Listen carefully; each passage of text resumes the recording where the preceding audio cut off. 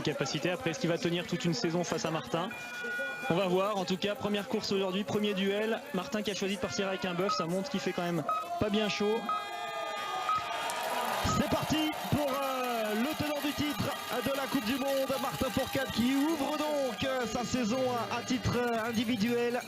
10 victoires ici à Östersund, c'est un site qui lui convient parfaitement. Imaginez que voilà, sur les 5 dernières saisons, celle où il a donc remporté le Gros Globe, à chaque fois il a remporté 2 des 3 courses individuelles. Voilà, c'est soit sprint poursuite ou à laquelle vous rajoutez la victoire en individuel, mais c'est 2 victoires sur 3 le ratio depuis 5 ans pour Martin. Voilà. Comme pour Rastorguyev, voilà le passage de Martin Fourcade à ce premier intermédiaire. Image enregistrée donc du leader, du général, j'allais dire, du tenant du Gros Globe pour la 5e année consécutive. On le rappelle, s'il en était besoin, ce serait un 5e titre, 6e plus exactement, un Gros Globe consécutif. Ce serait tout simplement un record. Il égalerait Lennart Bjørndalen, mais qui ne les a pas, lui, remportés de manière consécutive.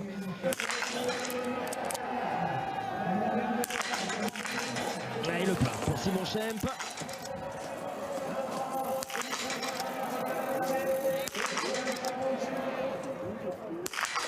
Et le plat également pour Martin Fourcade.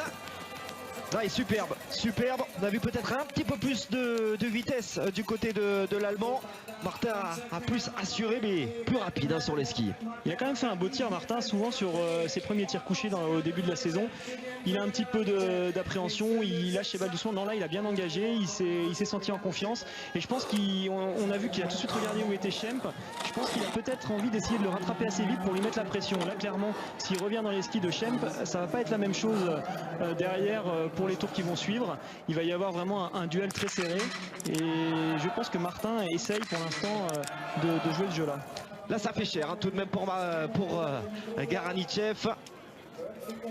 Alors qu'on attend le retour de Martin Fourcade et que c'est Simon Détieux que vous voyez là au premier plan, alors que Martin Fourcade lui est tout au bout et qui est allé se placer à l'abri vraiment sur le tapis 28, la cible 28. Et Martin a rattrapé Simon Schempp, ça c'est intéressant, ça montre quand même qu'il est très bien sur les skis.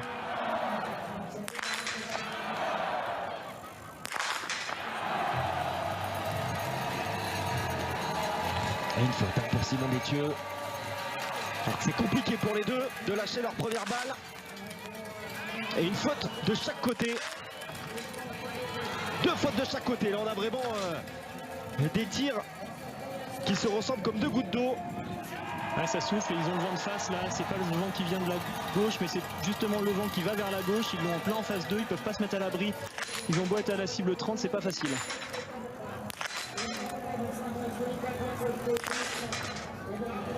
Allez, ça fera 2 fautes pour Martin Fourcade, 4 fautes pour Simon Schempp dans ce duel là entre les deux hommes sur le pas de tir avec des conditions très compliquées. Bien, avantage tout de même à Martin Fourcade malgré ces 2 fautes sur ce premier debout. Avantage à Martin à tous les niveaux, on voit qu'il a été mieux sur le tir, il est beaucoup mieux en ski. Par contre, j'allais justement vous dire que ça avait l'air d'être un petit peu plus facile que pour les filles hier avec moins de rafales. Mais non, sur le debout, ça reste quand même très compliqué. Alors en fait, il y a un vent qui est partagé en deux en fonction du pas de tir. Les cibles couchées, il y a le vent qui va d'un côté. Les cibles debout, le vent va dans l'autre sens. Donc c'est vraiment pas évident du tout pour les athlètes. Allez, Lindström sur le pas de tir. Martin Fourcade également. Et sur le pas de tir, bien sûr, tout comme Simon Schempp. Ils sont tous là.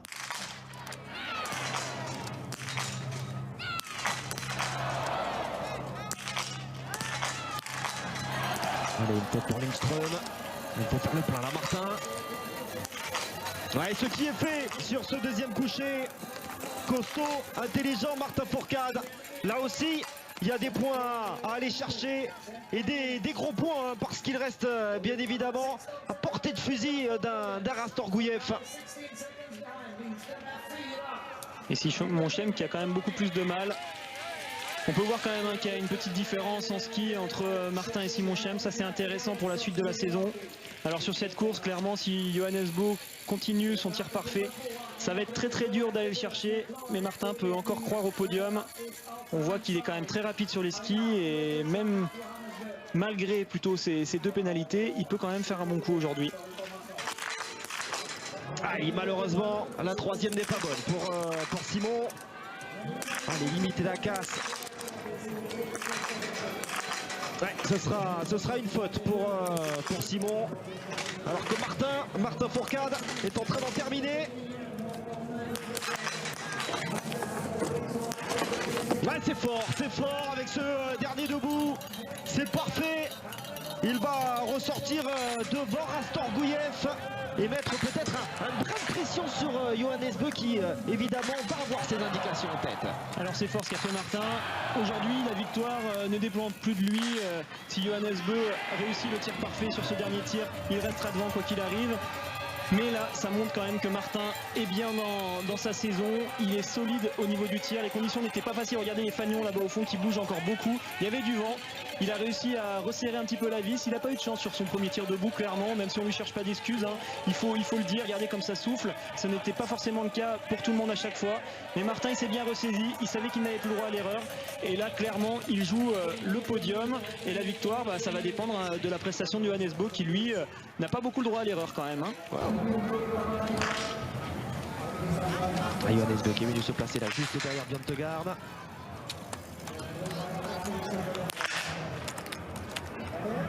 Allez, la victoire, elle va se jouer maintenant. Et Johannes Beu réalise le sans faute, voire un 4 sur 5. Il ira chercher la victoire. Une première faute.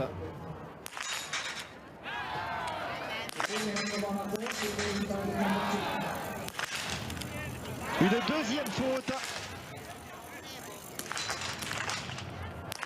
Oh, ça devient dur pour Johannes Beu.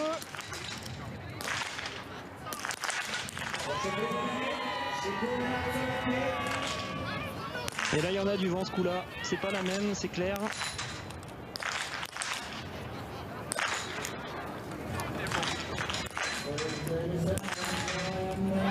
Il ne pouvait plus se permettre de la manquer. Johannes Beu, on n'a pas vu du côté de la simulation si cette dernière cible est tombée. Pour Johannes Beu, dans deux fautes pour Johannes, qui va donc ressortir au contact de Martin Fourcade parce qu'il a passé là pour le coup beaucoup de temps sur le pas de tir. 16 secondes de retard pour Johannes Beu. Ça sent très bon pour Martin. Et 54 minutes pour parcourir ce 20 km. Et là je pense que les entraîneurs l'ont dit à Martin que Johannes avait loupé 2 balles, lui aussi. Donc Martin il le sait que maintenant il peut gagner, même s'il ne pourra rien faire face à Chipouline. Il peut en tout cas essayer de grappiller le plus de temps possible sur Johannes Beu qui lui va être renseigné par rapport au temps de Martin. Une faute pour Benjamin Weger, le Suisse, qui va lui aussi réaliser une très bonne course et qui devrait sans l'ombre d'un doute rentrer dans le top 10. Il est 4e au sortir de ce dernier debout sur ce deuxième coucher. Allez, Martin Fourcade qui s'arrache, qui est en train de se faire la peau là sur cette dernière épingle avant de redescendre une dernière fois vers la ligne d'arrivée et peut-être d'aller chercher une première victoire cette saison. On attendra tout de même le tir d'Anton Chipouline. Mais hormis ce premier tir debout, il aura réalisé un sans faute. Martin Fourcade, superbe manière en tout cas de rentrer dans cette saison après 2 individuels ici manqués. Il efface et est en lice pour un 4e succès sur cet individuel d'Östersund. Et à l'intermédiaire, Johannes Beu est pour l'instant à 23 secondes, donc Martin a encore accentué l'écart.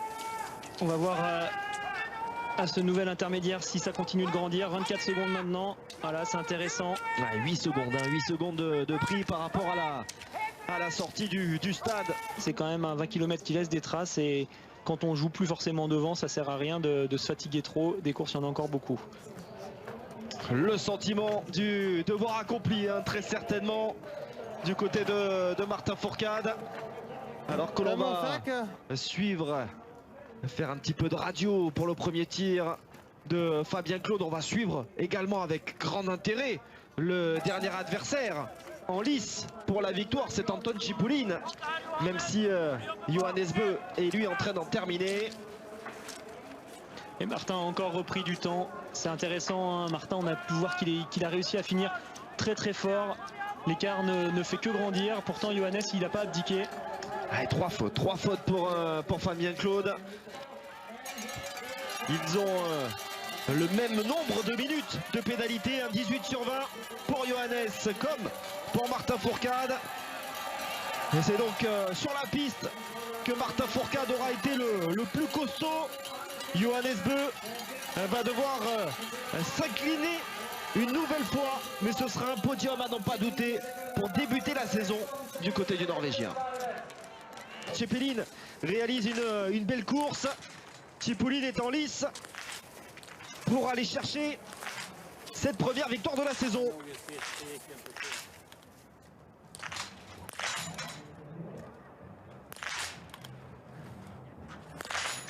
Il n'avait qu'une balle joker, qu'une faute. Ça en fait 2 déjà. Aïe aïe aïe, 3 fautes pour Anton Tchepelin qui va reculer au classement aux alentours de la 10e place. Et on peut, je pense, Alexis, désormais, on peut s'avancer. Il va y avoir une victoire aujourd'hui pour Martin Fourcade. On ne voit pas bien qui pourrait l'en empêcher désormais. Notamment celle de Birkeland qui avait le 40. Alors qu'on revoit ces images au ralenti de Martin Fourcade que l'on va retrouver tout de suite pour ses premières impressions au micro de Thomas Suto. Et oui, avec Martin Fourcade qu'on vient juste de féliciter, et il nous confirme que c'est la 50e victoire de sa carrière en comptant les victoires aux Jeux Olympiques. Alors comme j'ai promis au groupe, c'est quoi la question?